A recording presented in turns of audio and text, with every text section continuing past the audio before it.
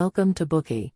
Today we will unlock the book The Outsiders, 8 Unconventional CEOs and Their Radically Rational Blueprint for Success. Who is the greatest CEO of the last 50 years? Your most likely answer would certainly resonate with many others: Jack Welch. From 1981 to 2001, he generated a compound annual return of 20.9% for General Electric. For every $1 invested in GE stock when Welch became the CEO, you would have $48 when he stepped down.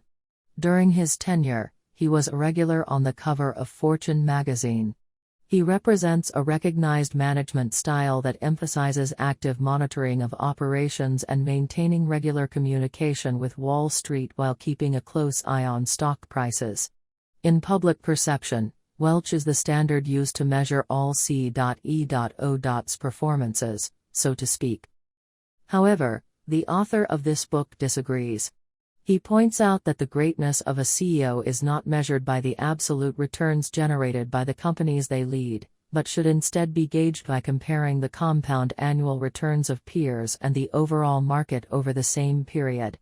If a CEO can deliver better returns than their peers and the overall market, they deserve to be assigned the word great. This book profiles 8 great but little-known CEOs, describing them as outsiders. However, despite their lower profiles, they were able to beat their peers and Jack Welch hands down. On average, these outsiders outperformed the S&P 500 index by more than 20 times and their peers by more than 7 times. These great CEOs all have one common characteristic: they see capital allocation as a core task.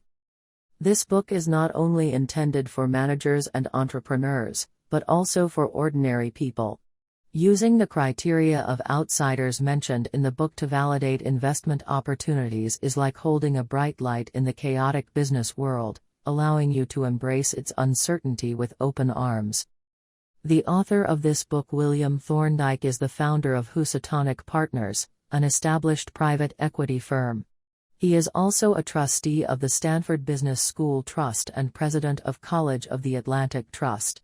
He is also the chairman of U.S. coal giant Consol Energy and a board member of several well-known firms.